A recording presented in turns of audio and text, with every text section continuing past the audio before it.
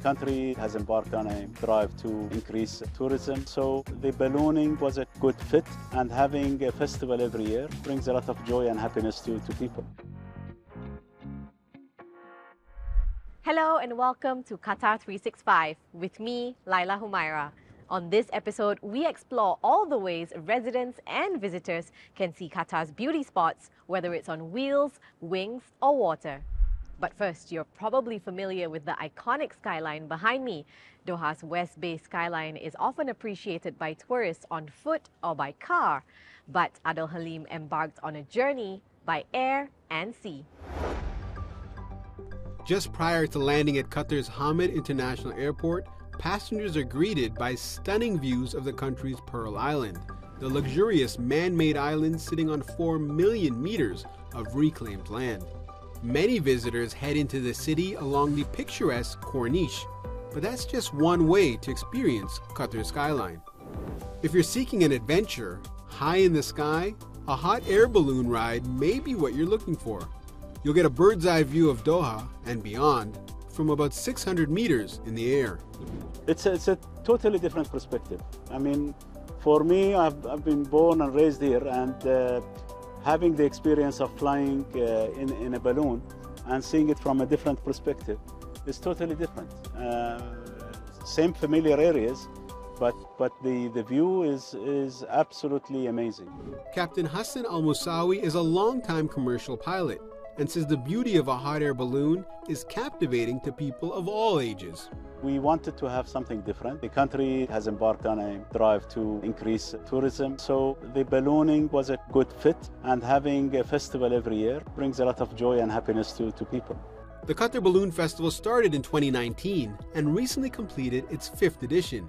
57 balloons took flight, 50 were selected from 21 countries, and 7 were locally made. Captain Hassan says Qatar has positioned itself as a place for family-oriented activities, and its fun-for-all approach is a large part of the country's tourism strategy. I think it's a building block approach, and as we are building the different sectors that are supporting the tourism, it's just a natural evolution. But if airborne excursions aren't your thing, don't worry, you've got options. With more than 4 million visitors arriving in Qatar in 2023, the country is well on its way to achieving its stated goal of attracting 6 million tourists by 2030. One way to do that is by using its strategic advantage as a peninsula surrounded mostly by water, with numerous water activities on offer. A popular water excursion is a relaxing dhow boat cruise like this one, with picturesque views everywhere you turn. So dhow boat holds a really significant cultural value in Qatar's maritime history, as it was used for pearl diving and fishing mostly. But now when visitors come here, they can enjoy the scenic views of the Doha skyline and can have a really relaxing and peaceful time from, escape from the city in the sea. Experience Qatar offers immersive and authentic excursions around the country, from city to cultural tours, offering visitors unique ways to enjoy Qatar. They learn more about the history of Qatar, so their perspective changes. We have like different water activities. It's like for the people who love diving, we have snorkeling, we have paddle boarding, we have like cruise ships. So we have like a lot of water activities to do in Doha. Cruise season is back in Qatar, which means massive ships are docking at the Old Doha Port on a weekly basis. The picturesque Mina district is what welcomes thousands of tourists as they disembark the cruises. And while the word old is in the name of the area, the amenities and facilities are anything but.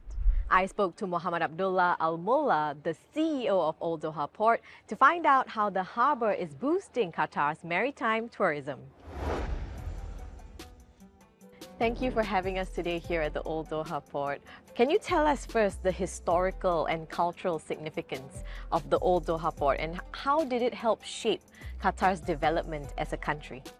Well, Old Doha Port has always been a very significant importance for all Qataris who lived in Qatar back in the last century. In fact, it has many reasons for being a very significant role that played in the growth of the economics.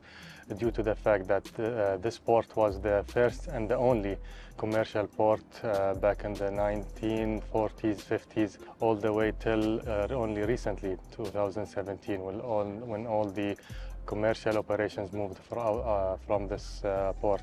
And just looking around, there are some very standout architectural features that preserve the old style of housing in Qatar. Why was it important to keep this cultural architectural heritage when redeveloping this area? We tried to introduce a new architectural language by maintaining and reshaping of some of the coastal houses that was residing on the coastal side of Qatar back on the 1940s and 50s, in a way again to reflect the history of the cities, a sign of appreciation again to our grandparents who have suffered back then did all their best to make sure that next generations are living of the most economical and best lifestyle. One of the key highlights, as you mentioned earlier, during the winter season is the cruise season as well, when massive ships like the one behind us just sail into Qatar and dock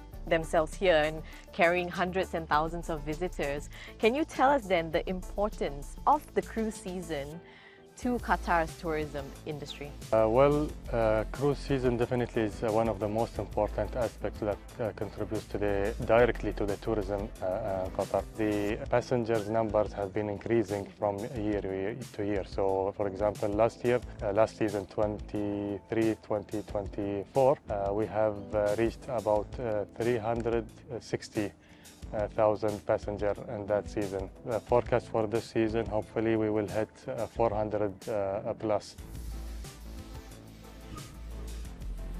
So since the redevelopment of Old Doha Port, it's been a host of many major events, including recently the Amerigo Vespucci, the Italian Navy ship, the Qatar Boat Show, the World Aquatics Championship, art festivals, fishing competitions, beach cleanup, so many things. What are some exciting events in the pipeline this year for Old Doha Port?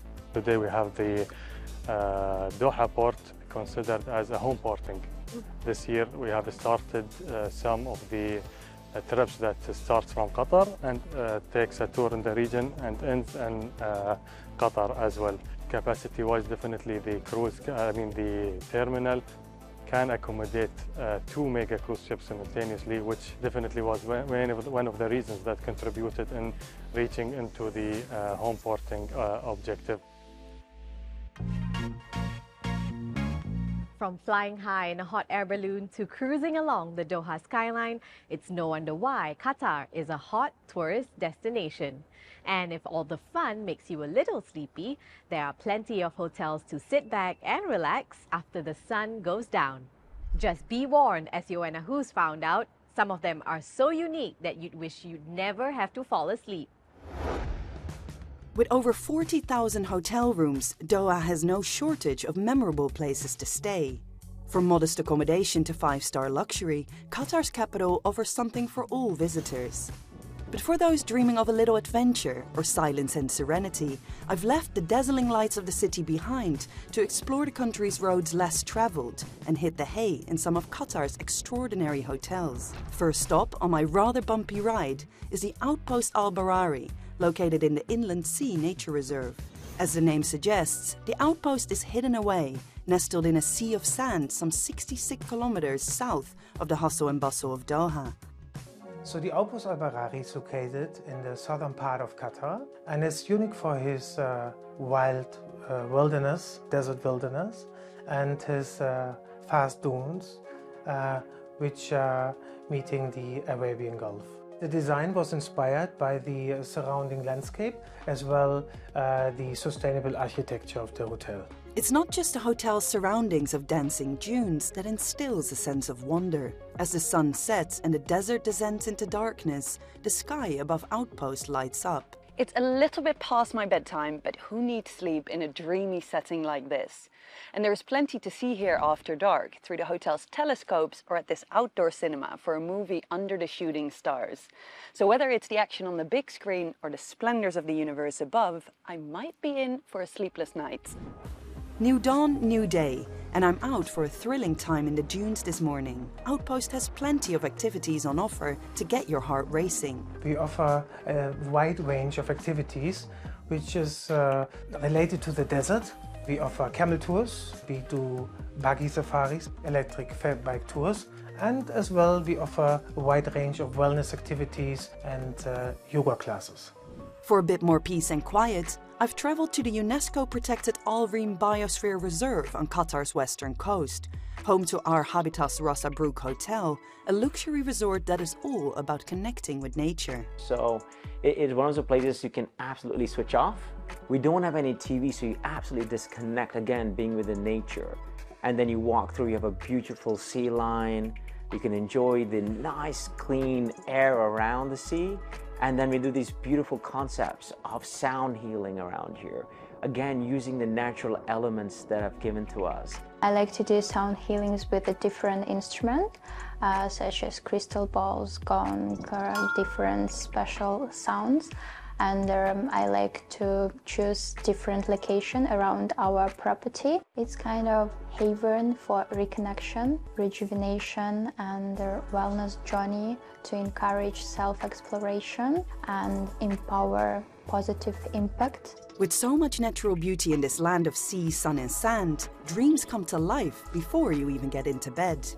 Once you do lay your head to rest, the comfort and tranquility of hotels like Outpost and our habitats guarantee you'll wake up rested and relaxed. From glamping under the stars to sailing as far out where the sky meets the sea, we hope you've enjoyed this episode, but that's all the time we have for now. For more, check out euronews.com and connect with us through our hashtag. Thanks for watching, and we'll see you next time on Qatar 365.